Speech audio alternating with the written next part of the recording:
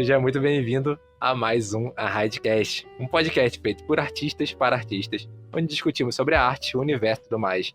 No episódio de hoje, vamos bater um papo sobre direção publicitária, e para esse bate-papo a gente chamou aqui Rafael Guentchev, diretor e CEO da Quirk Films. Eu sou Júlio de Carvalho. Eu sou o Rafael Guentchev. Valeu, gente. Obrigado, Rafael, por aceitar participar. Bem-vindo aqui. Eu agradeço a sua presença, se você separar um tempinho para falar com a gente. Imagina, vamos nessa. Galera, eu vou apresentar o Rafael aqui. Ele se formou na New York Film Academy, atualmente é diretor e CEO da Quirk Films, como eu já falei. Já passou por empresas como Zombie Studio, Techno Image, como Creative Director, foi 3D Artist na Vetor Zero, além de outras empresas e projetos. Entre alguns clientes dele estão a Petrobras Stock Car, Chevrolet Stock Car, Coca-Cola, Nestlé, Honda, Naldecon, Elo, Tribo, Danoninho, LG, Johnson & Johnson, entre outros. A lista do cara é gigante. Antes de começar aqui, a gente vai passar um recadinho. Então se liga aí, que depois de recadinho a gente tá voltando aqui pro nosso podcast, galera. Fechou.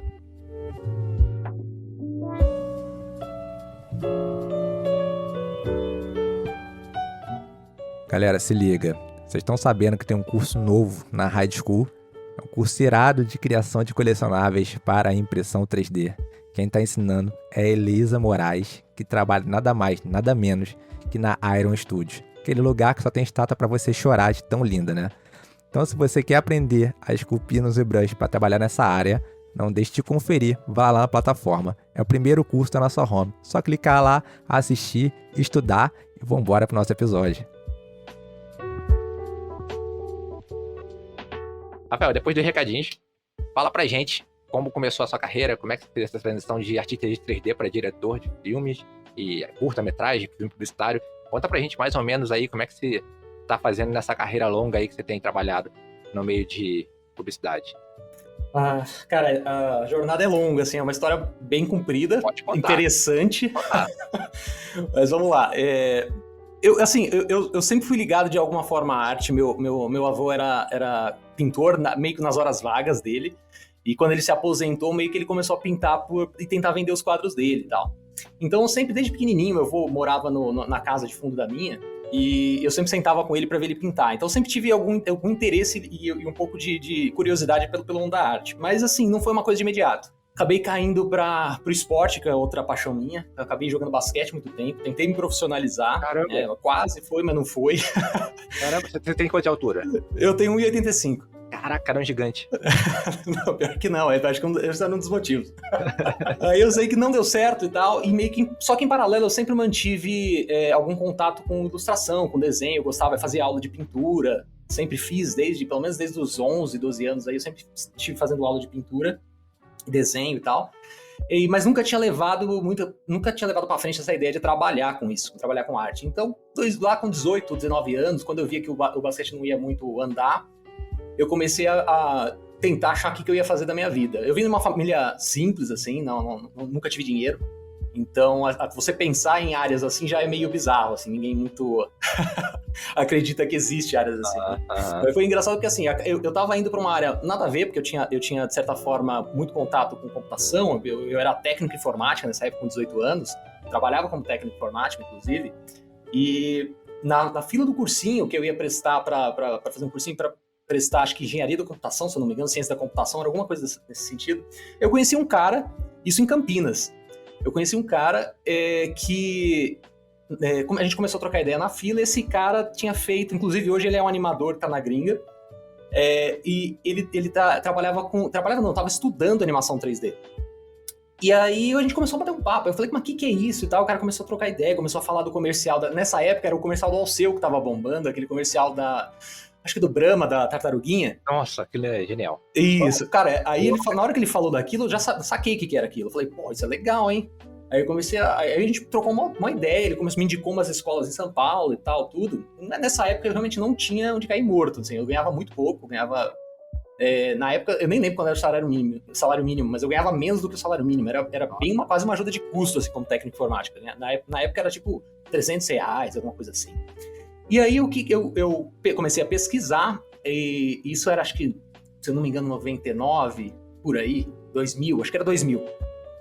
Aí nisso, né, no meio dessa conversa com o cara, eu voltei pra casa, curiosamente eu assisti o Homem-Aranha, aí meio que o Homem-Aranha eu já me toquei das animações, eu comecei a falar, cara, porque aí eu comecei a me interessar por cinema, né? Aí meio que juntou o cinema com o cara que tinha falado de animação, eu falei, cara, eu vou tentar fazer efeitos pra cinema. Aí eu fui procurar as escolas que o cara falou, e fui ver o preço, os cursos mais baratos era tipo R$ 900, né? Porque era aqueles cursos de 40 horas, 30 horas, que era só de final de semana. Não tinha essas escolas que a gente tem hoje de um ano. Era 5 vezes o salário mínimo. Exato. Pra quem ganhava 200, 300 conto ainda tinha que pagar a conta, não sobrava muito. Eu sei que eu fiquei 1 ano e meio guardando dinheiro e fui fazendo esses cursos pingados, assim, de 3D e tal, de introdução a 3D e tal. Conheci uma galera grande na época, o Mário Ussi, que hoje trabalha na Inglaterra, tem o Red Knuckles, que é uma produtora lá, tá lá fora, estudei com ele, então meio que essa galera, Antropos estava no comecinho, tava começando a bombar com os personagens dele lá, e eu meio que fui criado com esses caras de referência, assim. E com mais contato até com esses caras, porque esses caras eram mais acessíveis, tinham menos gente, né? Não tinha quase ninguém nessa área naquela época. Uhum.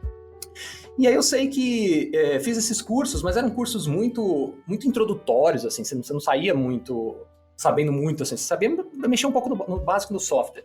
Aí eu sei que, cara, eu voltei pra casa, isso em Campinas, eu ia estudar em São Paulo, voltava, não tinha muito onde aplicar isso, e meio que fiquei nessa, meio que estudando sozinho por conta de até 2005, a gente tá falando aí de 2001 a 2005, 4 anos estudando por conta, porque eu não tinha contato nenhum nessa área, zero, não tinha muito pra onde ir. Aí eu sei que em 2005 começou a aparecer escolas maiores, aí primeiro apareceu uma que nem existe mais hoje, que era com um animador brasileiro, que tinha trabalhado na Disney e tal, veio pro Brasil, montou aqui, mas sei que ela nem existe mais hoje, e depois abriu a Melier, em 2006, eu fui da primeira turma oficial, assim, da Melier. Caramba!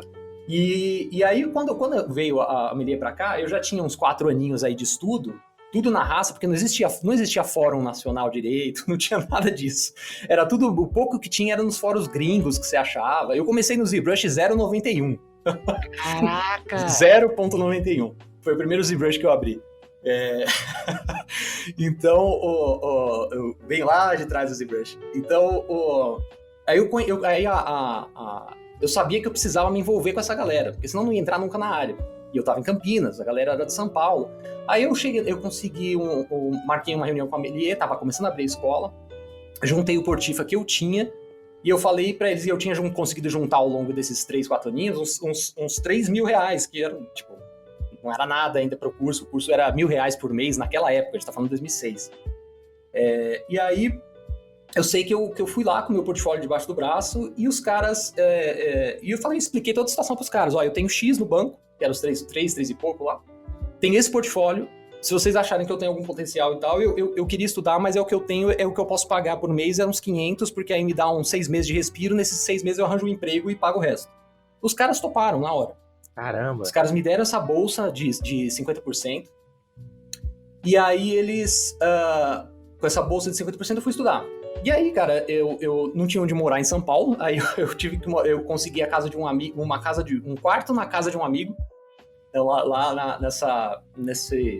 nessa casa aí eu basicamente dormia, era um colchãozinho e minha mochila, não tinha mais nada.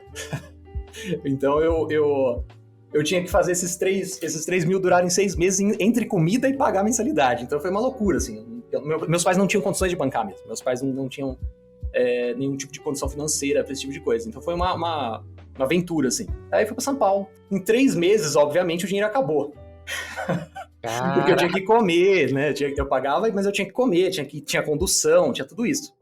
Então deu uns 3 meses, 4 meses, eu não lembro exatamente agora, mas foi uns 3, 4 meses o dinheiro acabou. Só que assim, eu sabia que era meu último shot, assim, não tinha muito de onde tirar mais, tava gastando todo o dinheiro que eu tinha juntado num sofrimento. E me apliquei muito, assim. Então eu era o primeiro cara a chegar na escola, o último a sair. E eu tinha as melhores notas em todas as matérias de animação lá. Era um curso de 1 ano, era a formação de 1 ano da Melier lá, cinema de animação. Uhum. E eu basicamente cheguei pra eles e expliquei a situação. Falei, ó, eu vou ter que infelizmente sair, porque lá era integral os estudos. Se eu arranjasse um emprego, eu tinha que sair de todo jeito. Então não tinha como trabalhar. Então eu falei, vou ter que sair porque eu preciso arranjar um emprego, porque acabou meu dinheiro. E aí, assim, cara, por Deus, assim, os caras simplesmente viraram pra mim e falaram, você não vai sair daqui. quanto que você precisa para você estudar aqui. E eles me bancaram para estudar lá. Que foda. Eles bancaram a minha... eu pedi assim, eu preciso comer e vim até aqui de ônibus, eu só preciso disso. E os caras me pagaram a condução e a alimentação durante toda a formação, assim. Então, tanto que eu não estaria onde eu estou se não fossem esses caras da Melier, assim, Marcelo, o João, o Lucien, a Zoe... O João já esteve aqui, cara. O João já esteve aqui no O João já podcast. esteve aqui? Fenomenal. Vai voltar. O Rafael Nani também. Então, esses caras, sem esses caras, eu não estaria onde eu tô hoje. Assim, eles que abriram a porta inicial para mim ali e conseguir entrar, ou pelo menos permanecer mais um tempo ali, né? E aí eu continuei o processo, aí eu me dediquei ainda mais, né? Os caras me deram essa oportunidade, me dediquei. Terminei em dezembro de 2006 o curso lá, e eu já terminei com proposta, assim, de quase todos os estúdios do Brasil, assim, na época. Não eram muitos, mas tipo a Vetor, a Casablanca, toda essa galera me chamou para trabalhar. E aí eu acabei indo pra Vetor, comecinho de 2007 eu já tava trabalhando na Vetor. Trabalhei na Vetor até 2009, comecinho de 2009, eu acho, por aí. Lá eu cuidava basicamente de modelagem de personagens, assim, então eu modelava basicamente... Eu fui o primeiro cara a levar o ZBrush pra Vetor, antes ninguém trabalhava com ZBrush lá. Então eu comecei a trabalhar com o ZBrush lá, estudei com o Alex Oliver, então eu fui a primeira turma do Alex Oliver, quando ele começou a dar aula, então eu sou dessa época aí. E aí, estando lá na Vetor, eu fiquei 2 anos basicamente como modelador, e aí eu recebi uma proposta legal para trampar numa empresa de game, que não deu certo, uma empresa de game que não durou, ela durou 6 meses, teve um monte de briga entre os sócios, eles acabaram fechando a empresa. Então eu saí de um lugar, fui para o outro mal animado, porque tanto financeiramente era legal, como o cargo também era legal, que eles me colocaram lá como lead do setor de personagens, de modelagem dos personagens e tal, mas aí durou 6 meses e a empresa fechou. Aí beleza, eu parei, eu tava no ano do meu casamento ainda pra piorar a situação. Ia casar acho que 2 meses pra... Não, minto! Eu casei trabalhando lá e eu saí com 1 mês de casado. Eles fecharam a empresa. Isso bate aquele pânico, né? Eu com 23 anos nessa época. Mas beleza, logo em seguida eu consegui um trabalho hoje é a Quanta Post, na época era a QFX, que é a Quanta VFX, que hoje a Quanta tem um setor todo de pós-produção lá, que faz séries para Netflix, eles trabalham para Netflix fazendo muita pós-produção. Na época era a Quanta VFX, que é QFX.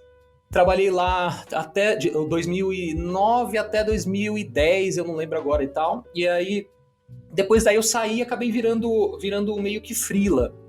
Comecei a tocar mais de freela, assim. Então, nessa época, eu peguei muita matéria para revistas lá fora, na época que tinha muito para 3D Total, se você pegar as revistas antigas da 3D Total, tinha uma matéria por mês minha lá sobre desenvolvimento de personagem e tal. E aí, depois disso, a gente tá em 2010, 2011 ali, aí eu meio que fiquei de freela, cara, mas meio que eu já começava, meio que desde a época da Melier, na verdade, foi lá que me começou esse desejo por ir pra direção, porque lá tinha uma matéria de história do cinema, e eu comecei a me apaixonar por contar histórias, assim.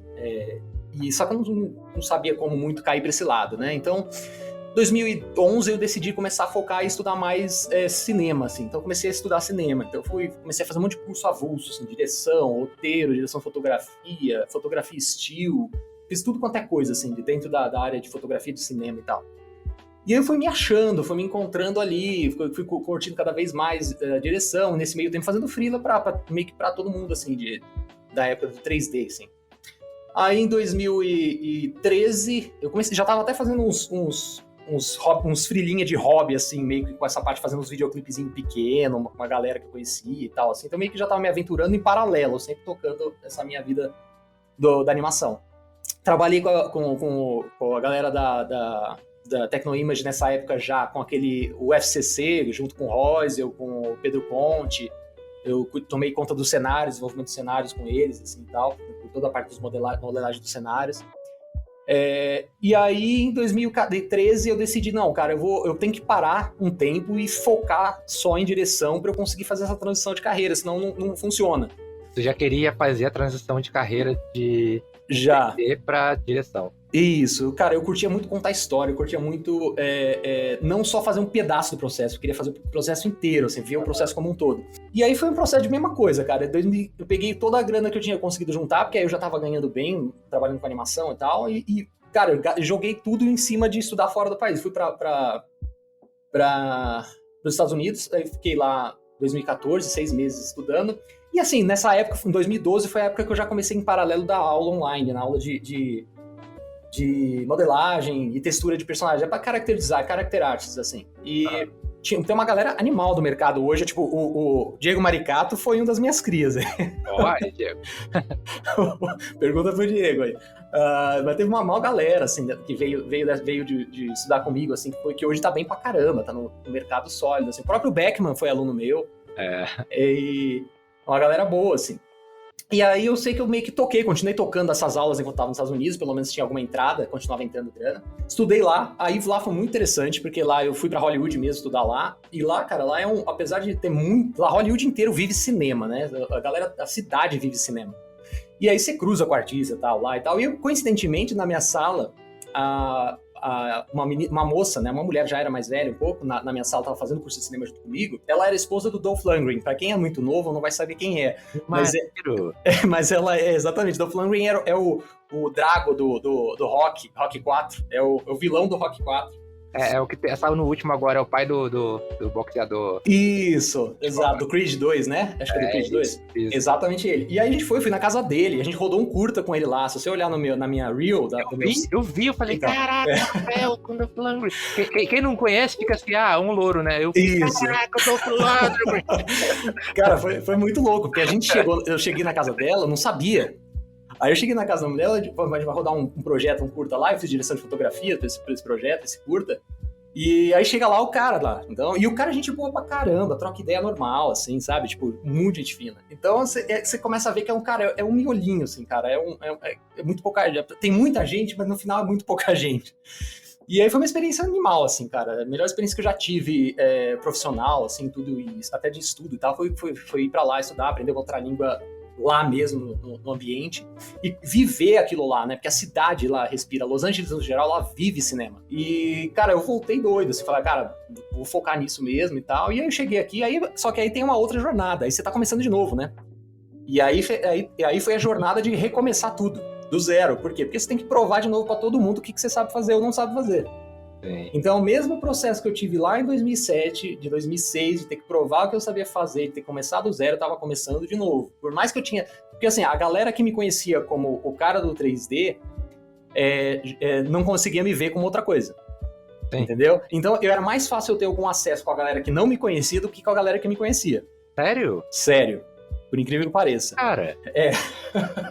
Aí o que aconteceu? Qual foi esse percurso? Eu cheguei em 2015, eu comecei a fazer coordenação de 3D, de 3D mesmo, cuidando da equipe de 3D como um todo, que era um tipo de direção, mas era um tipo de direção muito mais técnica do que artística, porque você tinha alguém sempre mandando o aval final ali, que não era eu. E sempre tem, na verdade, alguém que dá um aval final, normalmente é quem não entende nada, que tem dinheiro. Mas independente disso, quando você é coordenador, você acaba tendo um diretor embaixo, acima. Então, eu falei, beleza, vamos começar aqui, eu vou cavocando e buscando de novo esse espaço. Em 2015 eu comecei a pegar uns projetos maiores, até com umas empresas de fora. Tem uma marca Bril, que é um brinquedo acho que é alemão, se eu não me engano. Eu sei que a empresa é da Suécia que faz o marketing deles, mas eu não lembro se é a marca, eu acho que é da Alemanha. Que é um brinquedo tipo Lego, e eles fazem filme todo ano, assim. Então meio que eu comecei com eles em 2013, 2014, fazendo meio que partes do processo, e acabei ganhando confiança dos caras e eu comecei a pegar o projeto inteiro pra fazer. Então meio que co-dirigia com eles, porque eles me davam liberdade de dirigir com eles, e desenvolvia toda a produção, montava equipe, juntava a equipe, coordenava essa equipe toda e entregava o projeto pronto na mão dos caras. Então isso começou a me dar uma bagagem legal. Aí em 2017 eu peguei um projeto com a galera na Tecno de novo, para tomar conta de um projeto inteiro e co-dirigi esse projeto, que é o da Johnson & Johnson, junto com o Reuser. Projeto bem legal, um projeto curto, acho que é de 15 segundos, mas é bem legal, assim, cara. O conceito é bem interessante. Tem no meu site também, vou dar uma olhadinha, é bem interessante. Vou deixar o link do teu site. Legal.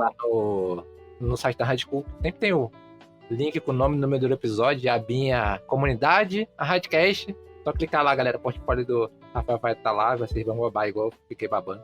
Ah, legal, valeu. Aí nisso, aí eu fui pra lá, fiz esse projeto, a galera curtiu demais, assim, trabalhar, a galera de lá, e eu acabei entrando pra dirigir os projetos deles e com uma parte na sociedade lá, meio com o diretor com parte na sociedade. E comecei daí a dirigir projeto, fiquei lá com eles até 2019, dirigindo lá. Aí a gente conseguiu comecei até a trazer um pouco, algumas coisas de live action pra lá, já tava começando a tocar Quirk em paralelo, mas ainda sem ser uma coisa muito oficial, principalmente pros meus curtas, rodar curta-metragem e tal, que é uma outra área que eu gosto pra caramba, que é, na verdade, que eu hoje tô focando mais, tentando ir mais, cada vez mais pra conteúdo, fazer filmes mesmo, vamos ver quanto vai levar, porque de novo, eu gosto de começar do zero, você viu, né? Então, eu gosto de desafios, então eu acabo sempre gostando de tentar conquistar alguma coisa diferente, alguma coisa nova, alguma coisa que eu não sei como fazer, então eu gosto pra caramba de aprender. E aí, em 2019, meio que resolvi seguir meu rumo, saí. Aí eu continuei pegando eu continuava pegando os trabalhos pro Bril, foi meio que um cliente meio que rolou muito bem até 2020 que a gente acabou parando ali, mas sempre pegando, aí eu já tava meio realmente dirigindo junto com eles, pegando o projeto inteiro, desenvolvendo, tem lá no meu site também um projeto bem legal que eu fiz com eles. Acho que deve ter 1 ou 2 lá, se não tiver eu vou até atualizar, porque tem bastante filme legal que a gente fez pra eles lá. Aí em 2020, com toda essa pandemia, eu tinha acabado de rodar um branding da Quirk, que era para lançar meio que oficialmente a Quirk, um curta-metragem meio que de branding, meio que um curta misturado com publicidade, e na hora que eu lanço, fecha tudo. E aí fechou tudo e não podia filmar nada, não podia fazer nada. E como eu tava dando um enfoque também em filmagem, que a minha ideia era começar a mexer com filme, com VFX e tal, então ter tanto live action quanto VFX, aí meio que fecha tudo. De novo, fecha tudo ali e eu me vejo de novo tendo que segurar a ideia da Quirk mais um tempo, porque aí não tenho como eu divulgar sem produzir. Aí nisso, eu batendo um papo com o Paulo viu, o Paulo da Zombie, viu esse projeto da Quirk e me convidou para dirigir os projetos junto com eles lá na Zombie. E aí eu fiquei 2020 inteiro ali dirigindo os projetos lá. Lá a gente dirigiu muito filme para Elo, para Naldecon, dirigimos um cinematic para um game que ainda não saiu, então não posso falar muito, mas vai sair um game nacional mesmo, um cinematic bem legal, tava para sair já, mas tá tendo algum impasse lá e não saiu ainda. Maneiro. O que mais ali teve... Cara, foi muito bom porque eu fiz muito tratamento para empresa fora do país, então eu comecei a desenvolver e fazer muita apresentação para fora. Eu cheguei a fazer uma apresentação que para mim foi o maior cagaço da minha vida, inclusive foi em 2018, 2017 por aí. Foi lá em Los Angeles, para uma agência de Los Angeles, para 100 pessoas ao vivo. Aí você fazer uma apresentação em inglês para 100 pessoas, para vender um projeto, é punk, cara. Mas aí foi meio que... Porque direção você tem muito disso, você acaba tendo que precisar fazer o pitching do projeto. Então você tem que montar um tratamento, que é uma visão geral do projeto, tudo que você imagina pro projeto, desde o roteiro, às vezes a agência traz um roteiro pronto, e às vezes ela traz só uma ideia pronta. E desde 2014 que eu tenho escrevido muito, assim. Então, meus curtas todos eu que escrevo. E meio que acabou que eu comecei a escrever muito publicidade para as agências que mandavam só ideias. Então, quase todas as coisas que estão no meu site, acho que uns 95% ali, tudo que eu escrevi também. E aí o tratamento, essa parte muito importante da direção, é onde você conquista esse job para produtor ou não. Que é meio que quase um leilão, assim, quando você é diretor com uma produtora, porque tem várias produtoras querendo o mesmo job. Então você manda um tratamento para as agências, com a sua ideia, a sua visão sobre aquele job. Então a sua visão em termos de roteiro, a sua visão em termos de linguagem visual, qual o tipo de mood que você imagina, o tipo de design para as coisas, o tipo de direção de arte. Então você faz meio que todo um plano de negócio para aquela publicidade, assim. Que maneiro. Então você acaba tendo que desenvolver do ponto de vista artístico, né? Porque aí normalmente tem uma pessoa que é o producer que vai fazer do ponto de vista financeiro, ele vai pegar o seu tratamento e transformar aquilo em o budget que precisa para realizar. E é um plano de negócio. Cada filme é um plano de negócio diferente que você tem que fazer.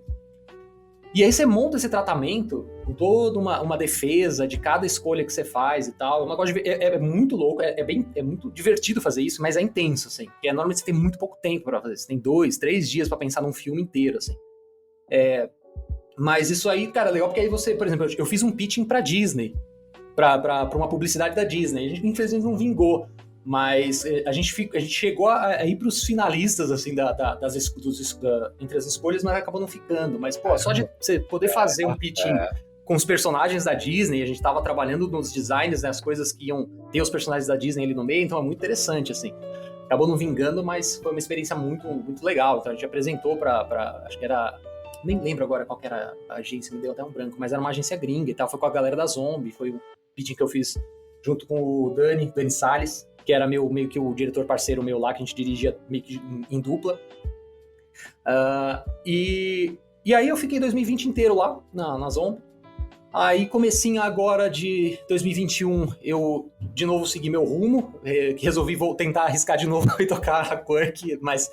E acabei voltando a ser freela, que aí eu continuo ainda fazendo freela pra galera no geral, tipo, eu peguei um trampo agora pra Tecno, a gente desenvolveu com a Petrobras e Stock Car, que tá para sair nesses próximos dias, mas focando cada vez mais na Quirk, em desenvolver alguns curtas, desenvolver alguns projetos mais interessantes, mais complexos, assim. E, em paralelo, também eu voltei a dar aula, né? Só que agora muito mais essa parte de audiovisual e cinema e storytelling, assim, no geral, e antes eu dava de 3D, né? Então essa foi meio que a minha jornada, assim, de vários começos, né? O legal de tudo isso é que você acaba tendo uma visão global de tudo, assim. Então, quando vai dirigir uma animação, por exemplo, você sabe todo o processo, todas as etapas do processo. Sim. Então... Isso que eu ia falar. Você acho que tem uma vantagem em relação a outros diretores, porque você já foi o artista. Uhum, sim. Se você consegue, tipo assim, falar, cara, faz assim, assim, sabe a limitação, sabe? Sim, Ou não. Isso é uma vantagem pra você? Você acha que isso é vantagem? Eu acho que é uma vantagem, assim, é aquele negócio, é um ônus e um bônus, né? Tipo, por quê? Assim, é uma vantagem muito grande porque você sabe como chegar onde você precisa chegar. Uhum. E mesmo que às vezes o cara não entenda, você consegue pegar e mostrar pra ele como chega. O problema, na verdade, é só quando às vezes acontece de você tá com, sei lá, montou a equipe errada, teve algum problema e você tá com prazo estourado, a equipe não resolve, você acaba tendo que assumir coisa demais. Então, e aí você acaba se sobrecarregando. Então tinha projetos que acabava que eu ficava quase uma semana sem dormir. Sim, imaginei. Porque você acabava tendo que, como você tem que entregar e não chegou onde você queria que chegasse, você acaba abraçando e fazendo mais. Então, ao mesmo tempo que é um bônus, é um ônus. Assim, você acaba tendo prejuízo, né? Pelo menos prejuízo você acaba querendo abraçar mais do que você aguenta, entendeu? Então esse também tá sendo o processo de aprender a delegar mais, porque você sabe que você chega uma hora que você não consegue fazer tudo, então você precisa de uma equipe competente, aí você começa a dar valor à qualidade da equipe, e aí você começa a ver por que às vezes vale muito mais você pagar caro numa equipe do que querer ficar economizando para ganhar mais no job, porque no final você não ganha. Uhum. Então, esse foi um processo também muito interessante, assim, e a gente no Brasil, no geral, existem exceções, mas vários estúdios que eu passei, assim, o fator financeiro acaba sempre impactando muito na escolha do artista, e eu sempre tento brigar ao contrário, eu falo, cara, pega um cara melhor que você vai ganhar mais no final. Você vai ganhar mais em qualidade, você vai ganhar mais em qualidade de vida, você vai ter menos dor de cabeça, menos estresse, menos refação. Quantas coisas que a gente não teve que refazer e chamar o segundo profissional, pagar 2 vezes pro cara corrigir uma coisa que o cara fez, porque o cara não chegou. Uhum. Então, aprender a delegar, mas delegar a pessoa certa, também é um processo muito importante, assim, dessa função, assim, de você dirigir e coordenar uma equipe, seja o tipo de direção que seja a direção geral de um projeto, ou até coordenações de setores, que também envolvem um tipo de direção. É o mesmo tipo de direção, a diferença é que é num setor menor.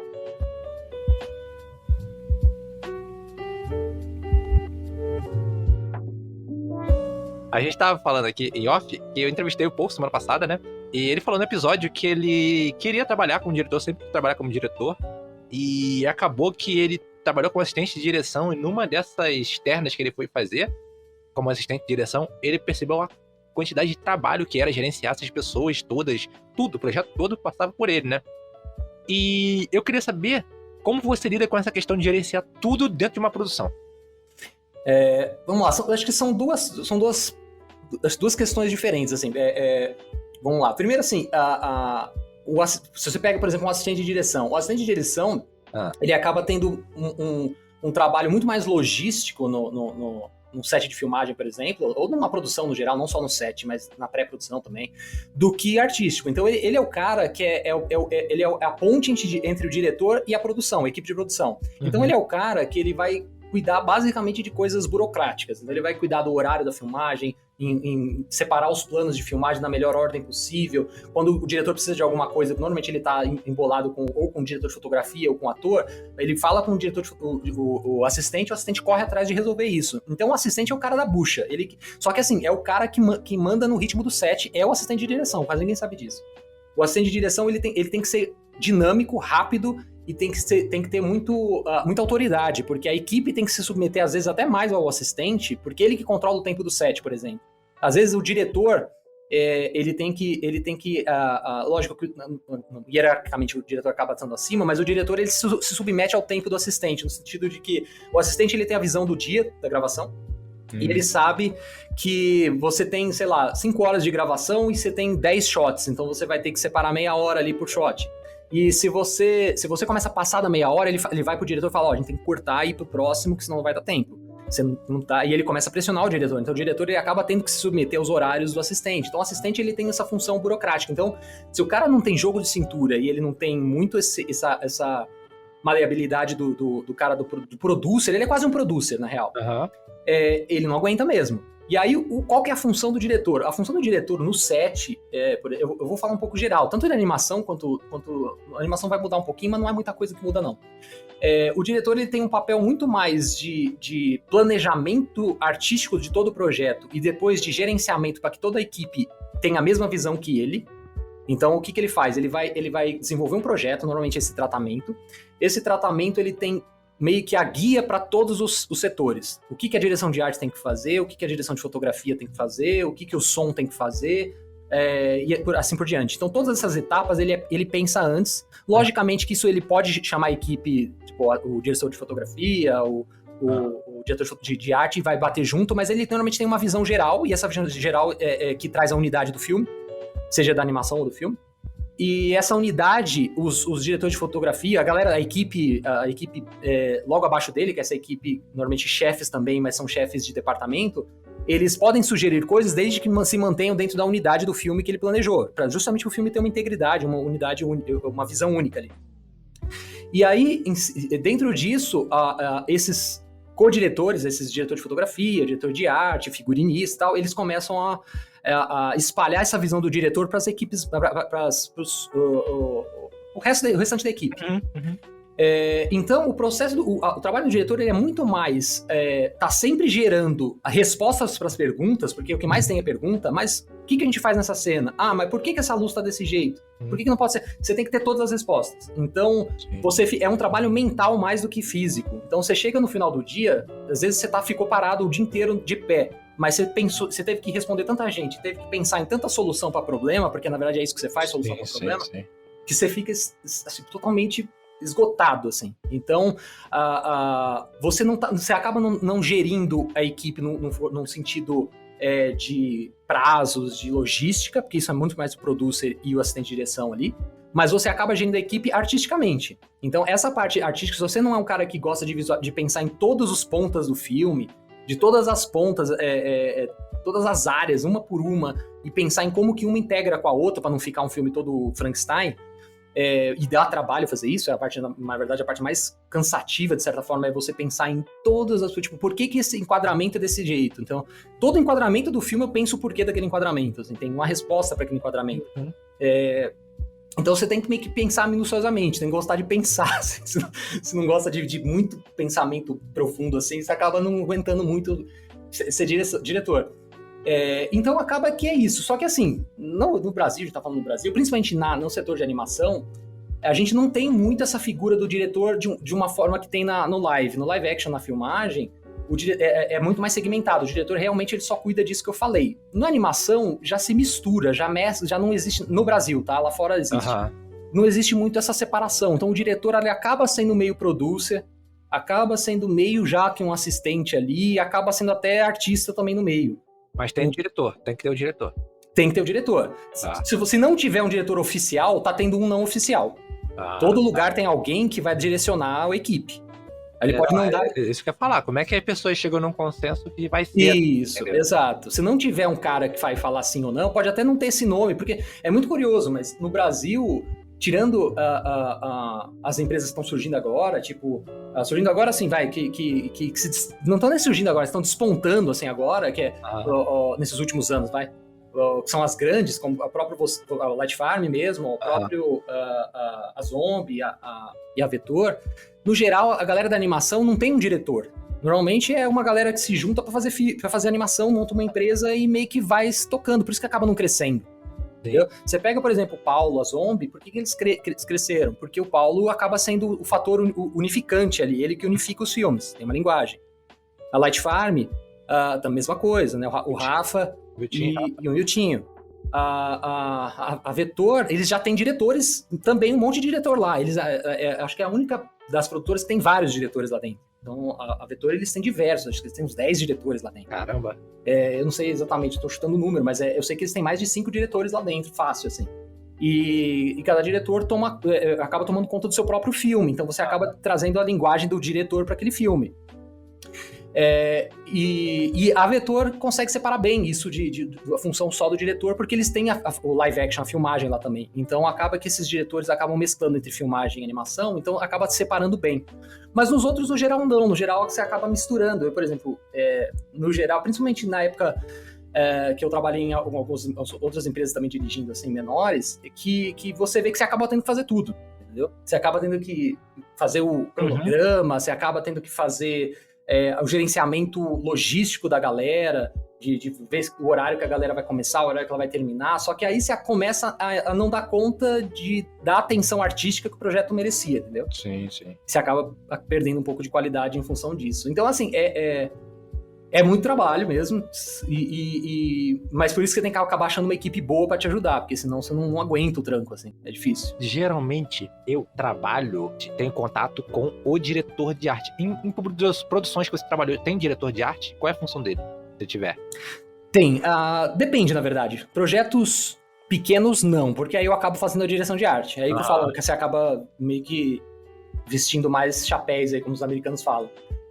Mas no geral, o diretor de arte, a função do diretor de arte, vamos pular sempre, a gente pega sempre do live, assim, que a filmagem meio que o cinema começa no live, né? Então depois os audiovisuais copiam o live action. Então, a função do diretor de arte, ela é basicamente pegar a linha do diretor, a linha narrativa do diretor, normalmente senta com ele e define as escolhas de como que a narrativa que o diretor se propôs vai sair visualmente. Então, normalmente é um trabalho em equipe com o diretor. Então, toda a decisão fotógrafo, o diretor de arte faz, ele senta com o diretor e eles vão batendo, que aí o que o diretor de arte faz? Ele traz, baseado nesse tratamento que o diretor faz, ele traz soluções para as coisas. Então, o diretor traz referências. Então, ele vai falar assim, tá, eu achei, pra gente chegar nessa referência, a gente vai precisar disso, disso e disso. Aí faz uns concepts para trazer essa solução.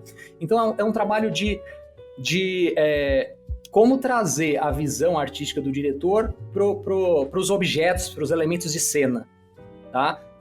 Não só esteticamente, por exemplo, uma coisa que a publicidade acaba fazendo muito e que o cinema, aliás, ao contrário, que o cinema faz e a publicidade não faz muito, é trazer sentido narrativo para as coisas. Então, os diretores de arte do cinema, por exemplo, por que aquele objeto está em cima da mesa? Não é só porque é bonito, porque é estético, não, ele normalmente tem um significado narrativo para a cena. Então, como o cinema basicamente deveria, pelo menos, ser, né, visual storytelling, que é você contar através de imagem, não através da narração ou de diálogo, você acaba usando muitos elementos da direção de arte para contar a história. Então, por exemplo, você pega um curta que eu fiz, que foi um curta que eu fiz na época lá nos Estados Unidos, na época de estudante na New York Film Academy, que eu, inclusive, fui contra o professor, porque o professor falou que não ia dar certo. E no final eu provei que dava certo. Que eu tinha que dirigir. Eu escrevi um roteiro, que se vocês olharem lá é o Water Down, o curta. É um curta, cara, fiz com $30 o curta. Caramba! Foi 2 horas a gravação, porque foi, cara, não tinha dinheiro, era um projeto pra curso, assim, e tal, e foi muito bem recebido, assim, foi pra festival, tudo, e esse curta, eu só tive acesso a uma atriz, até porque eu não tinha grana pra chamar mais gente e tal, e eu tinha 2 horas pra filmar, porque você tinha que filmar junto com mais um monte de gente, assim, então você acaba, uma galera que você acaba tendo que ajudar em equipe e tal. E aí é sobre uma mulher que vocês vão assistir, depois vocês assistem lá, eu vou ter que falar spoiler, porque senão não dá pra explicar. Mas é sobre uma mulher que perde um bebê. E ele falava que não dava pra você fazer ter uma empatia pela mulher, pela perda, se você não vê um bebê. Eu falei, dá. E aí eu não coloquei um bebê, eu coloquei um objeto que representava o bebê.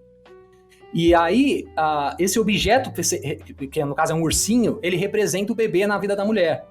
Entendeu? E aí eu desenvolvo toda a narrativa em função desse ursinho. E aí é isso que eu falo quando a direção de arte, ela entra pra contar a história e não só pra decidir a cor bonita que fica no filme, entendeu?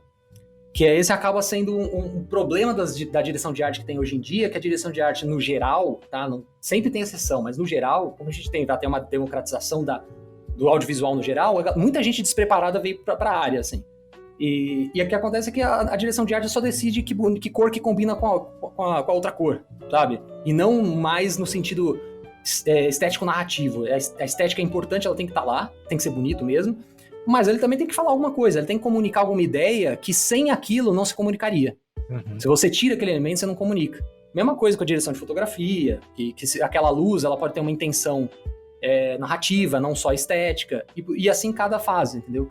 Então a função do diretor de arte ela é basicamente essa, ela é construir junto com o diretor toda a linguagem visual. A cor, logicamente, é uma delas. Mas a cor, o figurino, existe uma briga. Lá nos Estados Unidos, por exemplo, o figurinista, ele não é considerado parte da equipe de direção de arte, é considerado uma equipe à parte. Caramba! É meio que em Hollywood mesmo, assim. Eles são meio considerados uma equipe à parte. Aqui no Brasil, não. O figurinista tá dentro da direção de arte. Mas lá fora quase que virou uma briguinha, assim, que o figurinista é independente do diretor de arte, assim. Mas você acaba tendo que decidir o porquê daquelas roupas, o porquê tanto estético, o porquê narrativo. Então a função do diretor de arte é essa. Aí o diretor, como ele tem que manejar muitas coisas, aí ele não vai conseguir pensar em todos os detalhes de todas as cenas. Então, tipo, ele não consegue pensar cor do carpete, a cor de não sei o que. Ele vai passar a ideia geral do filme. Tem diretor que é louco, né? Tem diretor tem. Pensa, né? Pensa Tarantino é um desses. Você já pegou o roteiro do Tarantino? Já. Então você sabe que ele coloca o ângulo da câmera e a posição das coisas, né? Coisa de maluco. Ó, eu não tô muito longe. Eu tô longe do Tarantino, isso eu tô. Mas assim, eu não tô muito longe dessa fissura. Porque como eu desenho, eu gosto de fazer o meu storyboard. Desenha, né? Você desenha, né? Então, no meu site tem um storyboard do Another Song, que é um music video que eu fiz, que eu coloco lá, que eu mostro meio que eu fiz tanto o storyboard, depois do storyboard eu fiz um animatic 3D, pra depois rodar o filme. Caramba, cara. Então, eu acabo, assim, se eu posso, eu faço tudo também.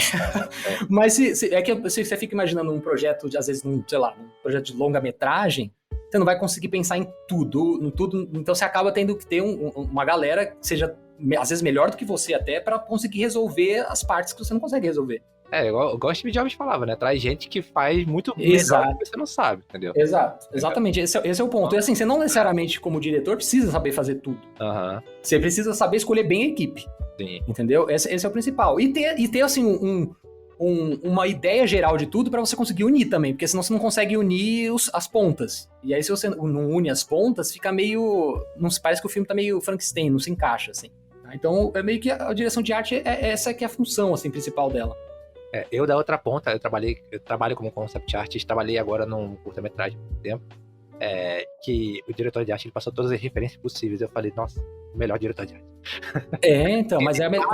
Porque eu já trabalhei em outros projetos que o diretor de arte falou assim, não, faz o que você quer, e me passava o briefing, e cara, quando eu fazia o que eu queria, ele, não, mas não era isso que eu tava pensando. Isso. Como assim? Se você tá pensando em alguma coisa, me passa a referência, entendeu? Explica. Porque a pior coisa é deixar você fazer o que quiser. as minhas referências, a minha história, meu background é totalmente diferente de alguém que mora em outro país, que vive outra vida. Então, as minhas referências são estando no portfólio.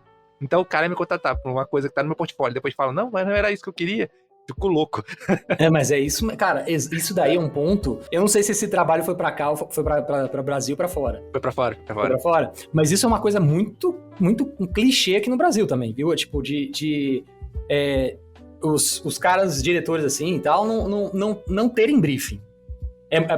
No Brasil, infelizmente, no geral, agora tá recuperando, uma geração mais nova tá mudando um pouco isso, mas o diretor tinha muito um cargo mais político do que artístico, sabe? No Brasil mesmo, sabe? É um cargo muito mais do cara que fica... Um gerente, né? Exato, que fica sentando ali falando pros outros o que tem que fazer do que o cara que pensa no filme, assim. E acabava que muita gente, eu conheço uma galera que fala assim, cara, que é muito difícil trabalhar com os diretores no Brasil por causa disso, porque os caras não te dão briefing, e aí você tem que ficar fazendo e o cara não sabe o que ele quer, e aí ele vai tendo ideia com o que você faz. E aí, quando você vai tendo ideia com o que você faz, ele vai começando a cada vez te pedir outras coisas, porque ele tá fazendo um brainstorming em tempo real com você. Sim. E aí o que acontece com isso é que vai acabando o prazo, aí você vai tendo que virar à noite, no final a equipe inteira tá triste, tá decepcionada, irritada, e o cara chega no último dia, ele fala, não, o primeiro tá o mais legal. E, cara, isso é muito comum, cara. O que eu descobri foi assim, nesses tendo experiência de quase 10 anos, é fazer um monte de coisa e pegar um monte de referência e taca tudo no colo do cara. Falar, isso. Vamos com 3 dessas. Aí o cara, porque eu quero essas 3 aqui então, essas 3. E aí, explicar, olha só, a gente tem esse tempo, a gente vai ter mais tempo. Se não tiver, tem que comunicar. Comunicação é chave de qualquer trabalho na arte, entendeu? Comunica e vai dar tempo, não vai dar tempo, assim não vai dar tempo. E explicar pro cara que não vai. Às vezes o cara é experiente, ou às vezes ele é inexperiente, assim, a gente nunca sabe, né? Então, exato. Quer trabalhar? Faz isso, acabou. Eu, hoje em dia, eu sou bem honesto com questão de tempo e do que dá pra fazer, entendeu? Acho que a melhor coisa é falar. Eu acho que é a melhor coisa. Faz isso, vai ficar maneiro, a gente pode trazer referências de tal coisa. Não ser megalomaníaco, mas dá pra fazer. E no início, pode testar, entendeu? Vai testando um monte de coisa louca, mas assim, tem que ter a noção de que vai chegar uma hora que tem que decidir e ir embora. E acho essa é a melhor parte, assim, tipo, comunica com todo mundo, tem que fazer. E hoje em dia eu pego as referências todas, o cara não tem briefing, eu pego as referências todas, faço um monte de sketch louco, tudo quanto é coisa que eu imagino, aí eu taco tudo de uma vez só na mão do cara. Só isso, a melhor coisa. 2, 3, 4, 5 é o que escolhe. Eu quero o número 1, 2, com 3, junta, não sei o que, beleza, vamos fazer 3 desse aí. Aí junta, faz tudo de novo, taca de novo do colo do cara. Mas é isso mesmo, cara, porque senão você vai ficar fazendo brainstorm até o final. Você já tá pintando os concepts e a galera ainda tá fazendo brainstorm, entendeu? Não tem como. E isso acontece bastante. Do lado de concept, é legal trazer um diretor aqui, um diretor em concept art. O podcast vai durar 20 horas. Total. Assim, quando o diretor pensa junto com o concept art nas coisas e vai visualizando, e aquela troca de ideia, porque tem coisas que funcionam na cabeça do diretor que não funcionam no filme. E tem coisas que funcionam no concept que não vai funcionar no filme. O de concept art tá igual um louco, fazendo aquelas coisas que não vai entrar. Entendeu? Perfeito. Tem dinheiro de VFX pra fazer, não tem modelador pra animar aqui. Perfeito. Então, acho isso é bem maneiro. Acho que esse bate-volta, diretor e concept art. Galera, vai ter projeto no meio do Rafael. É isso aí, vamos nessa.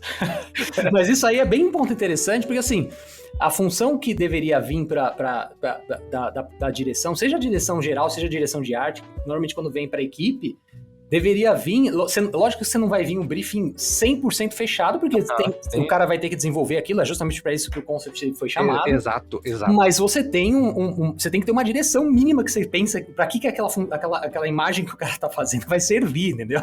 Tipo, em que momento do filme é esse?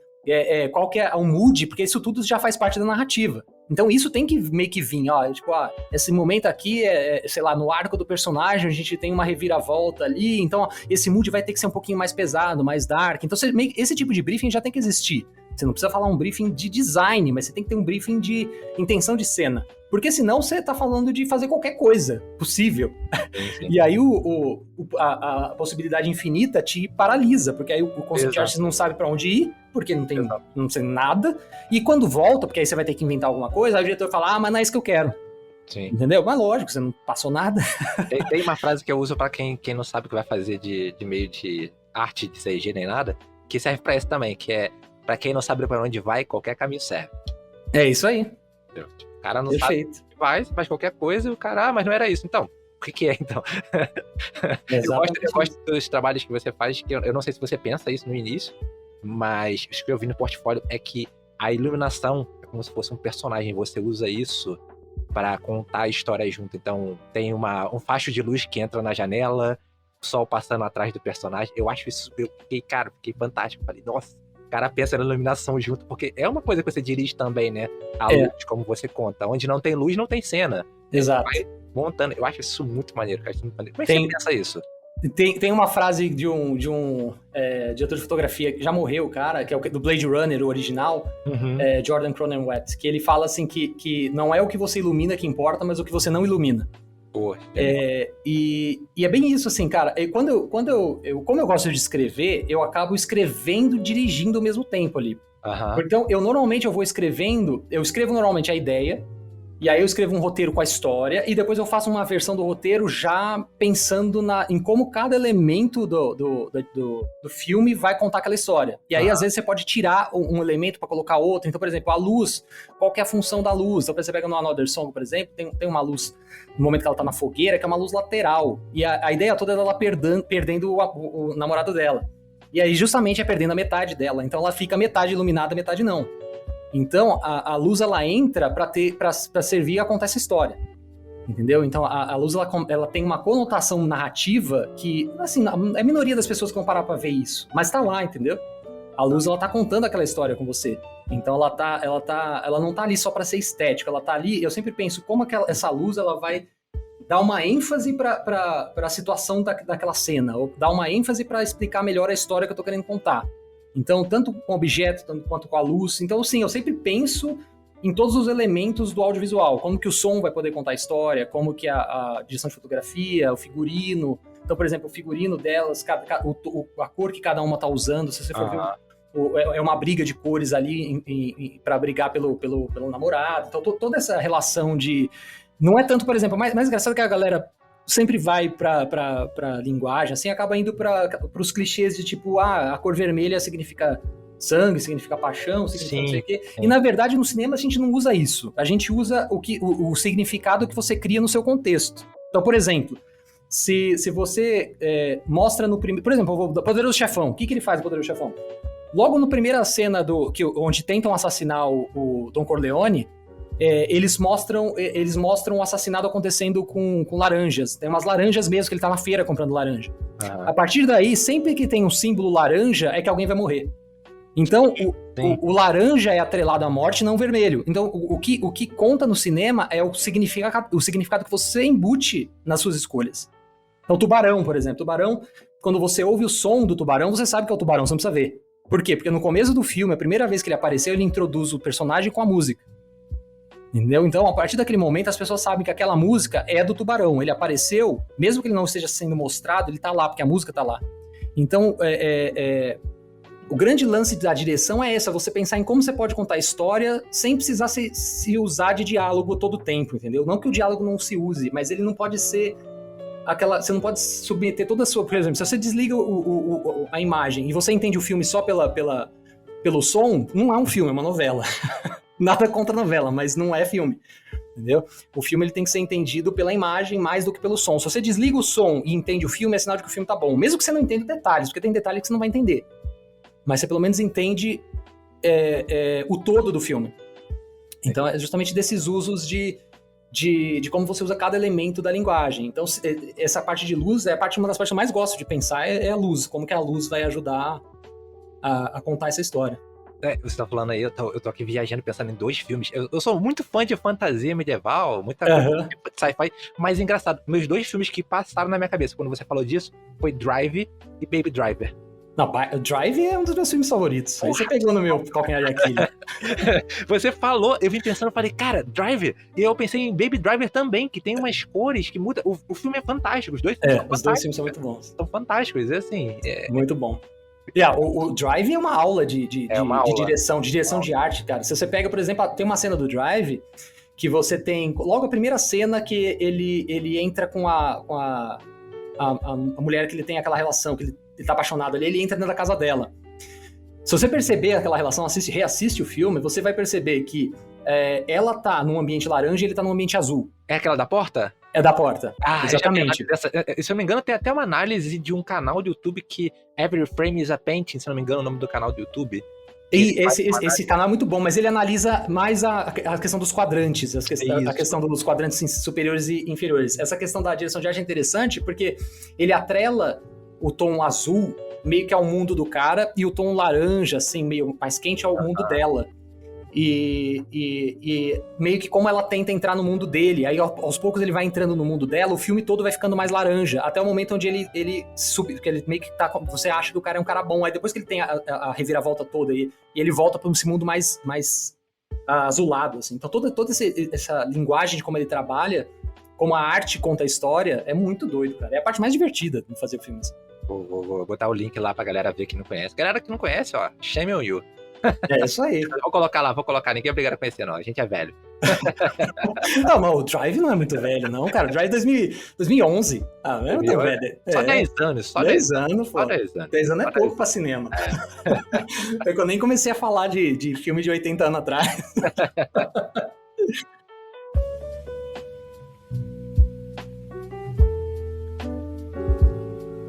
No podcast do Marcos Ramone, que teve aqui falando sobre Unreal e como o Unreal está sendo usado no cinema, a gente falou sobre essa coisa do set virtual, de câmera virtual. Como é que você, como diretor, vê isso no cinema? Qual é a mudança que você acha que isso vai trazer no cinema? Eu já tive até uma experiência, assim, bem menor com isso, mas a gente fez uma publicidade, que inclusive não tá no meu site, vou ver se eu coloco lá.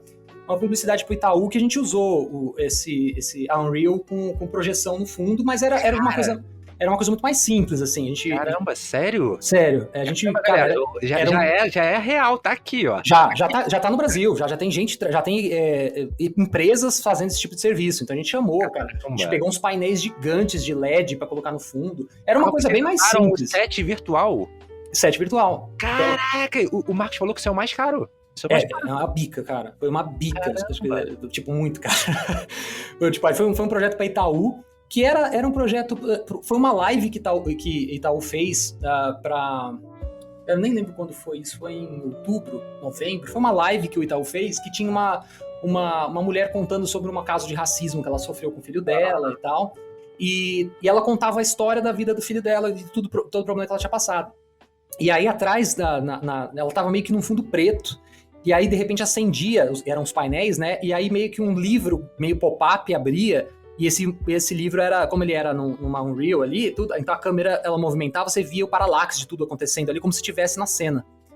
Então, era uma coisa muito mais lúdica do que uma extensão de fundo, né? Então, era um mega livro de pop-up que abria atrás da mulher. E esse livro saía umas animações de dentro. Era uma coisa mais lúdica, assim. Mas foi interessante para testar já a tecnologia.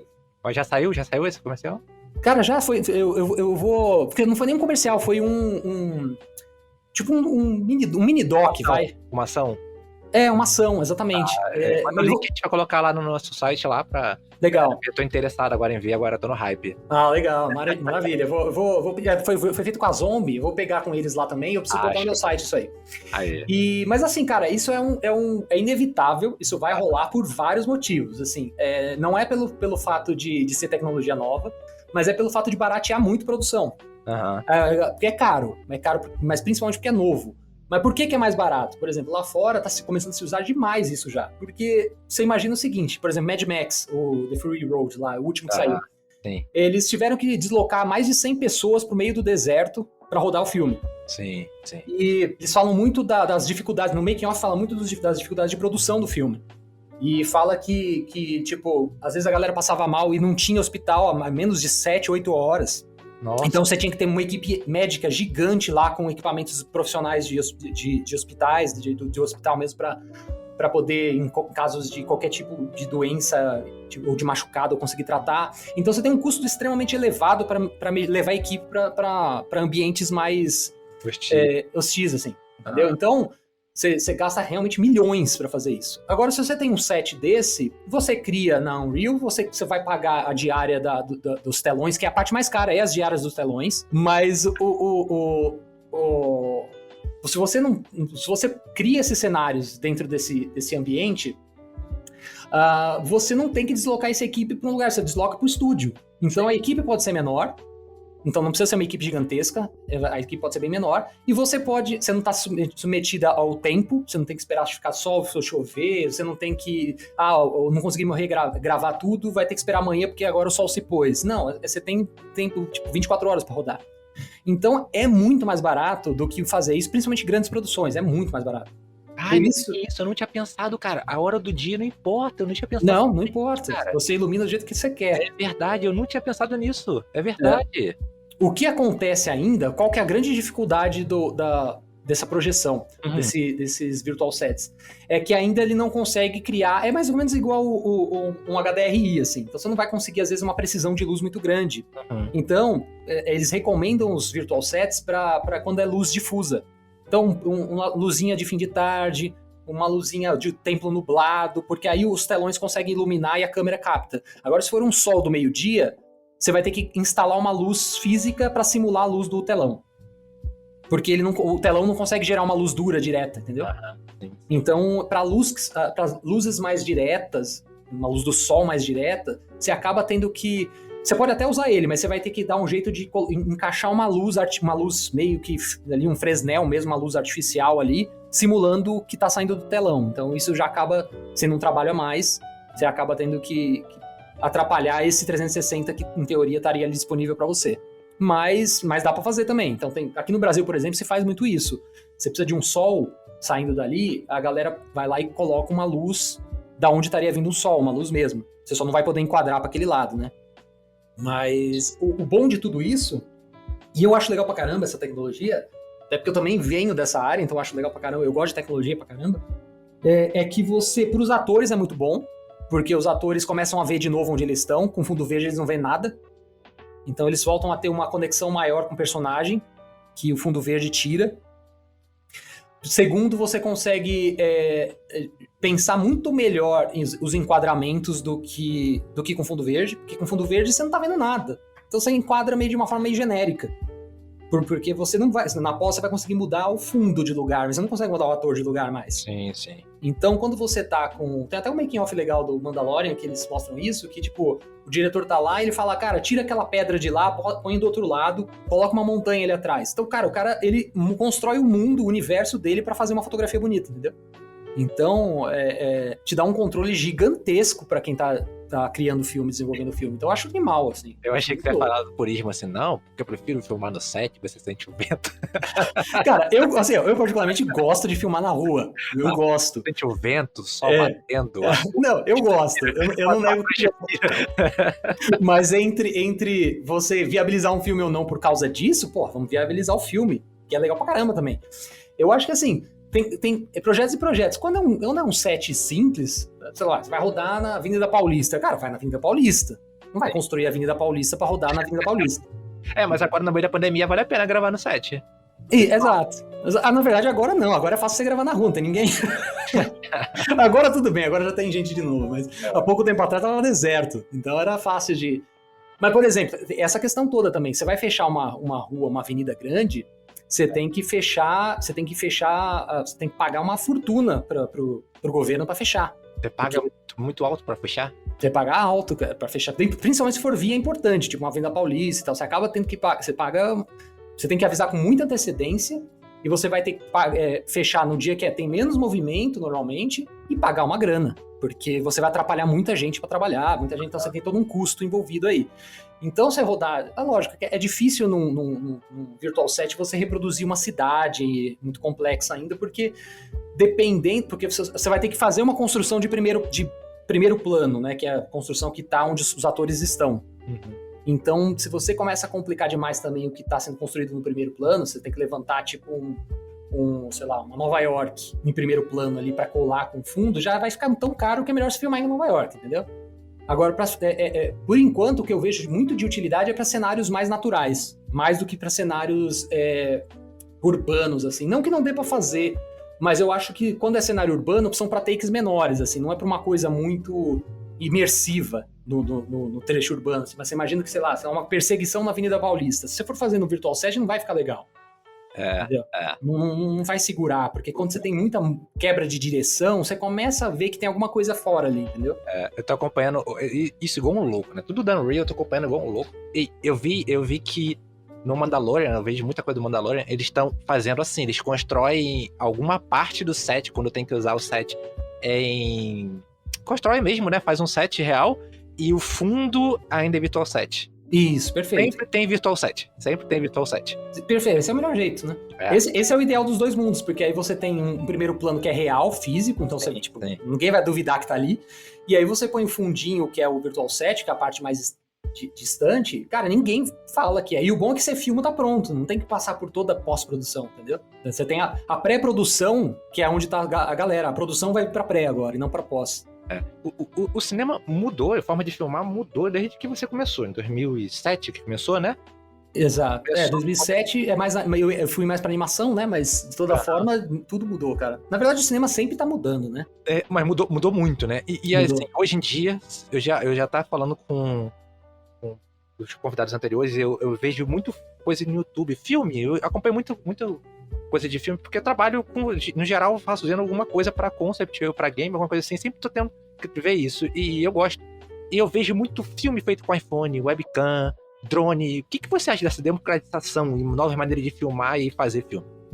Cara, eu acho que tudo tem vantagens e desvantagens. A vantagem principal é você vai dar acesso a muita gente que não teria, pessoas talentosas que não teria, mas ao mesmo tempo, muita gente, muito aventureiro que não tá afim de fazer direito as coisas, vai entrar. E aí, o que é o problema disso? O problema disso é que a galera boa fica desaparecida no meio dessa multidão de gente ruim, entendeu? E aí, você tem que pensar hoje, por exemplo, há 10 anos atrás, era muito mais fácil você se destacar do que hoje, porque não é porque tem mais gente boa, não tem, pior que não tem. Vira e mexe, a gente precisa contratar gente e não tem muita gente boa. Na verdade é essa, não tem muita gente boa. Porque a qualidade de um profissional não é só a qualidade de entrega artística, mas tem toda a qualidade de profissional mesmo, de como o cara é competente, como o cara é profissional mesmo, de trabalhar direito, no horário certo, entregar do jeito certo, não atrasar, tem várias outras competências que às vezes é até mais importante que a entrega artística.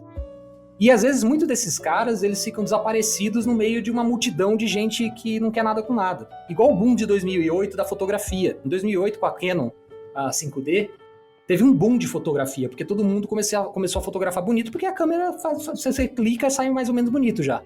Todo mundo, cara, pelo menos assim, do meu ciclo de amizade, pessoas que não tinham nada a ver com a área artística, cara, 50% virou fotógrafo, durou um mês.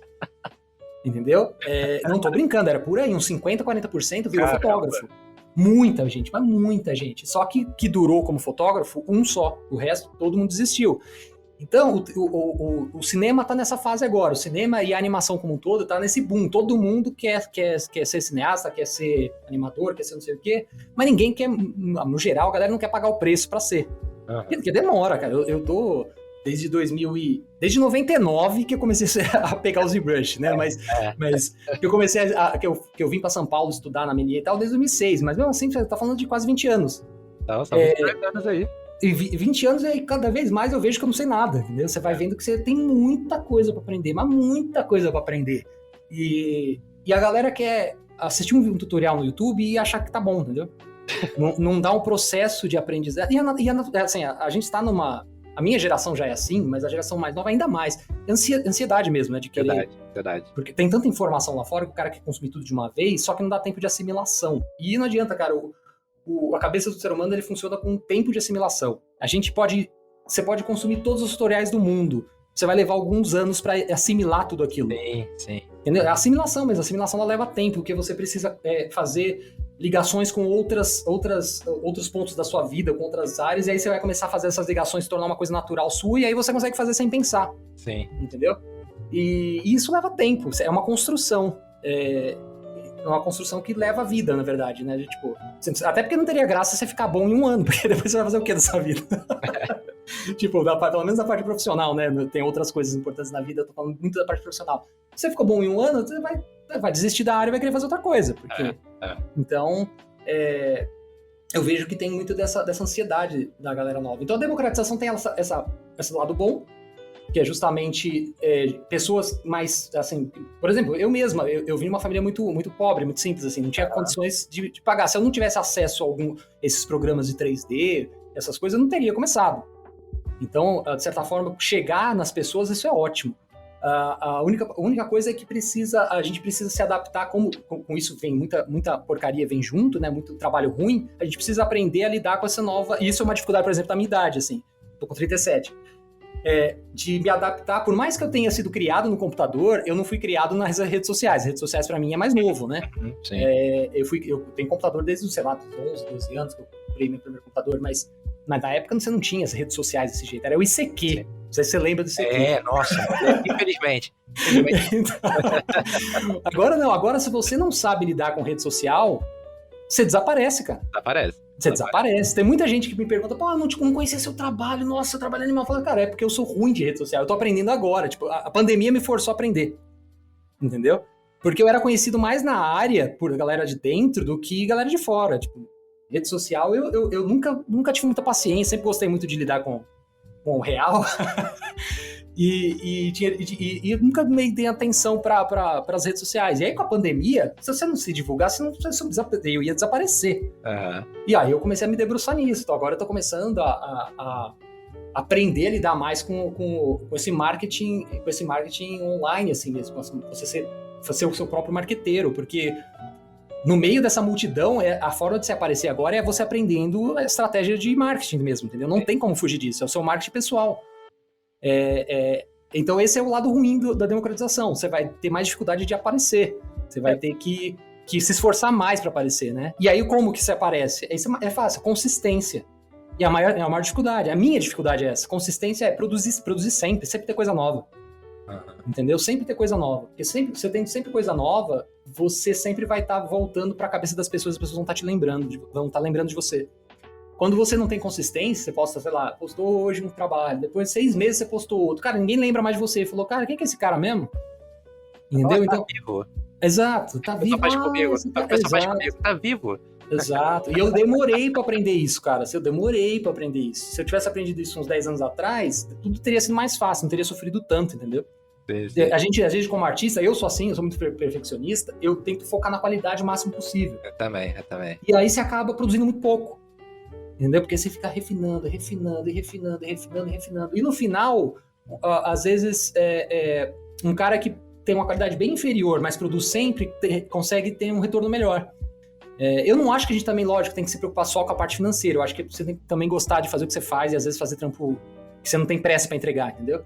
Mas a gente tem que acabar conciliando as duas coisas. Um trampo pessoal que você não tem pressa, que você pode entregar daqui a 2 anos, mas você também tem que fazer um trabalho de marketing constante, que é uma atitude empresarial mesmo, assim, sabe? Acho que o grande lance dessa pós-pandemia vai ser, todo mundo vai ter que ser um pequeno empreendedor. Uhum.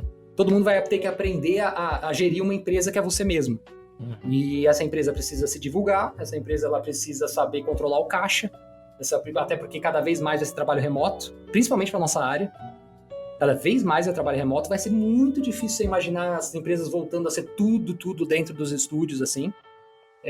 Mesmo os estúdios lá fora de VFX, você tem a maior galera que trabalha lá, amiga minha, tudo fala, cara, a maioria não vai voltar, só quem quiser.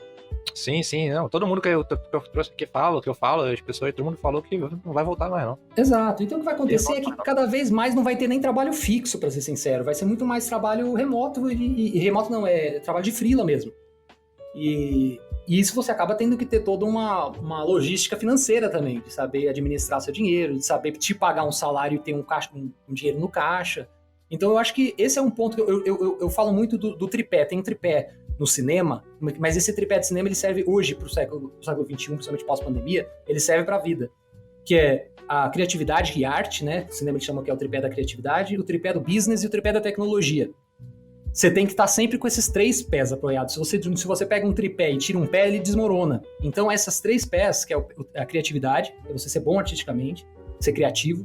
O tripé da tecnologia, que está se atualizando sempre do que está acontecendo, seja a Unreal, seja a rede social que vai sair, seja o que for em termos de tecnologia, se você não se atualiza, você vai ficar para trás. E a parte do business, que é a administração do negócio, como você vende o seu trabalho, como que você vai gerenciar o seu dinheiro, como que você vai prospectar novos clientes, seja você uma empresa, seja você uma empresa de um homem só. Uhum. Então, esse tripé é fundamental para...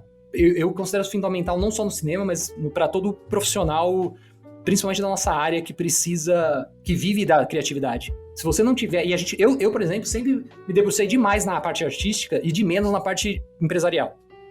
Entendeu? E hoje eu vejo que esse foi um problema, assim, eu não consegui, por exemplo, desenvolver eu já tive algumas sociedades, assim, e eu vejo que um dos problemas que as sociedades não deram certo foi por causa faltava esse lado empresarial, esse lado mais de pensar como a empresa também ser sustentável, e você sozinho como freela é uma empresa que precisa ser sustentável, ainda mais se você tem famílias, tem filhos, etc.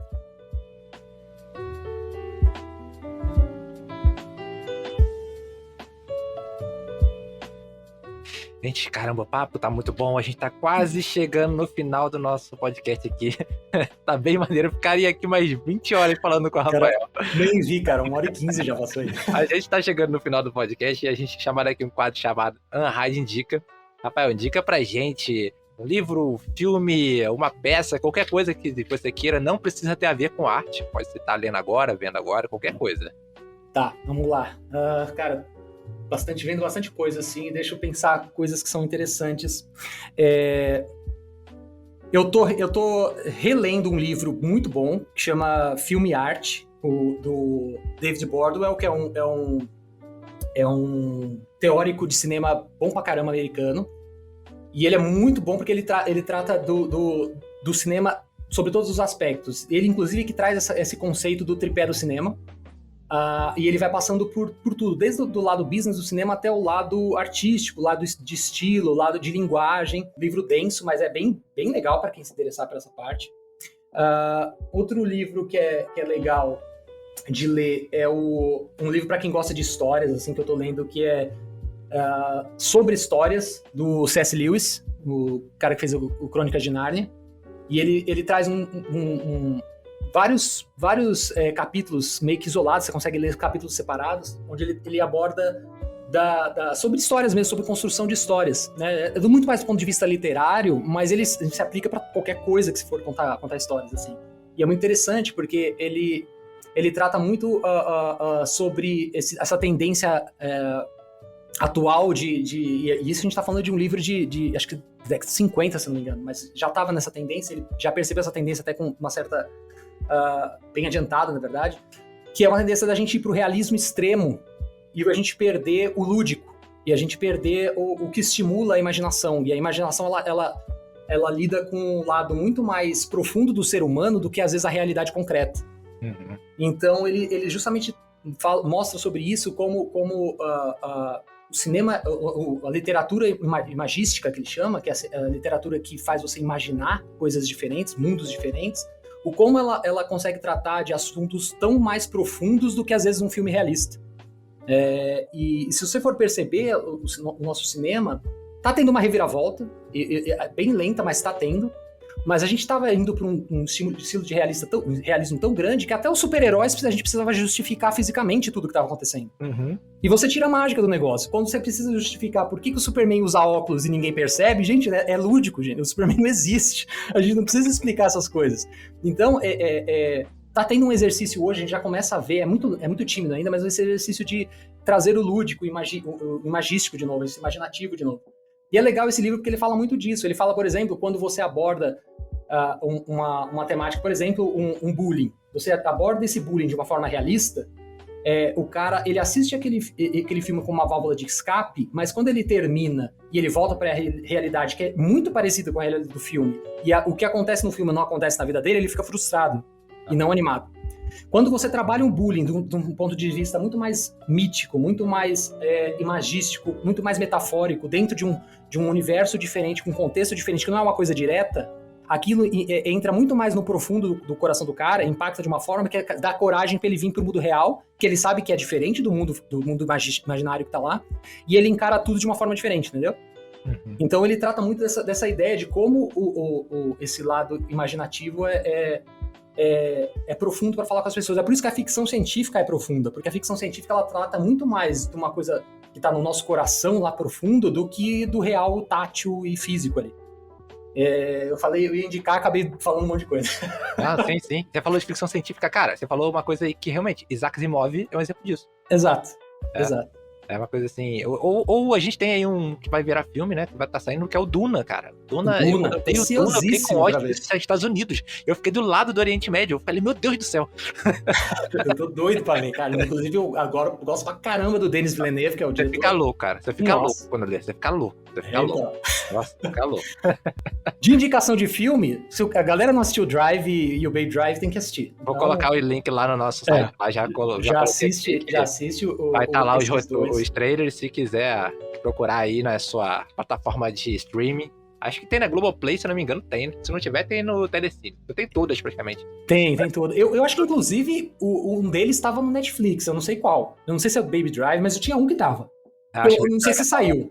Acho que tava. Eu acho que tava. Mas Assim, hoje em dia, eu tô fazendo igual a TV a cabo. Eu tenho todos os canais desse de streaming aí e fico vendo igual um louco tudo. Então, eu falo, ó, cara, uns 5 anos atrás, quando começou a surgir o Netflix, eu falava pra galera, ó, sabe o que vai acontecer? Porque na época tinha saído o Netflix e alguém já tava falando que ia abrir a concorrente, que eu não lembro se foi a Amazon, mas alguém já tava falando. Acho que foi a Amazon, acho que foi a Amazon. Aí eu falei, cara... o Hulu que saiu lá nos Estados Unidos. Isso. É o Hulu. Aí eu falei, cara, quer saber? Daqui uns 5, 10 anos vai ter tanto streaming que vai juntar tudo, um pacote só, e vai vender uma TV a cabo de streaming. Mas a diferença é que você vê na hora que você quer.